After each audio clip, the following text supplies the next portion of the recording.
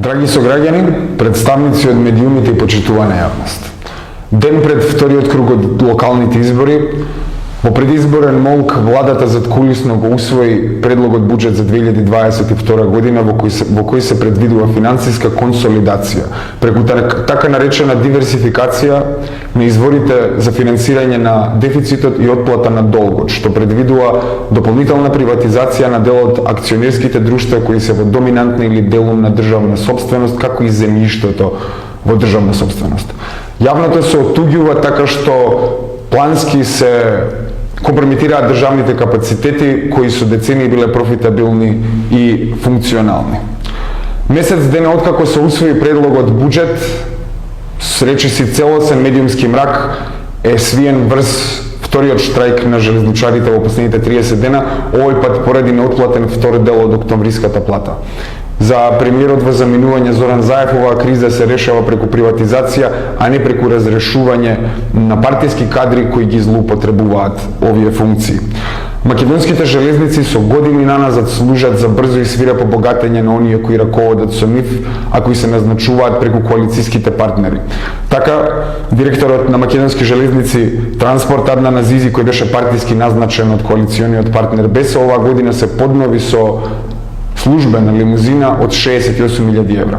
Сега пак, поради новослучениот коалициски договор со Алтернатива, ова директорско место ќе им биде делегирано на нивните партиски кадри. Во 2016 година Transparency International обелодени скандал во кој се пронајдоа државни фирми како донатори на политичката партија ДУИ, во кој спаѓа и Македонски железници инфраструктура.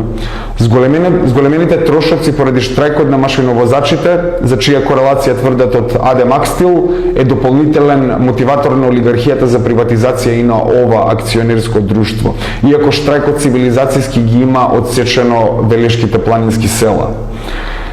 За номинално Социјалдемократскиот сојуз зголемените трошоци на АД Макстил, кој за 2020 година пријави добивка од 1,5 милион евра, едно од најголемите во нашата држава, се многу поголем приоритет за решавање отколку загрозеноста на селаните. Левица како единствена лева политичка партија, чие действување се темели врз научната социјалистичка мисла и категорично поставена против било каква приватизација, и понатаму ќе се залага за враќање на приватизираните предпријатија под државна капа, затоа што јавните добра не смеат да бидат во рацете на приватниот капитал, што ќе служи за лично богатење и интерес за личен профит. Примерот на Велика Британија, која своите железници ги има приватизирано во 80-тите, отсликува погубна слика. Затоа што после приватизацијата на железниците следи монополизација, затоа што железниците природно не подлежат кон висок степен на либерализација. Понатаму има намалена ефикасност, зголемено доцнење на возовите, преполнетост и небезбедност. Трошокот од 1 милијарда фунти во 80-тите за Велика Британија во 2007 година се искачи на над 6 милијарди фунти, овој пат заради финансирањето и субвенционирањето на приватните собственици на железниците.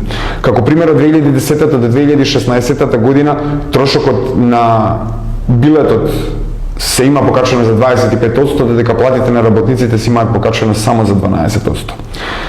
За крај вреди да се напомене и историското значење на зборот приватизација, затоа што ова кованица првпат се појавува во американското економско списание Економист за да ги опише економските политики на нацистичката партија на Германија.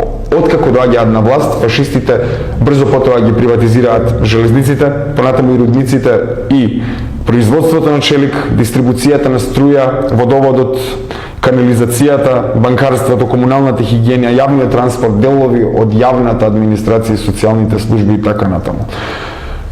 Затоа, за да не се потврди тезата за социјалдемократијата како умереното крило на фашизмот, ние ги повикуваме сите самодекларирани левичари и социјалдемократи во СДСМ да застанат категорично против овие антиработнички и антинародни политики и да останат железниците таму каде што припаѓаат, а тоа е во државна сопственост. Ви благодарам.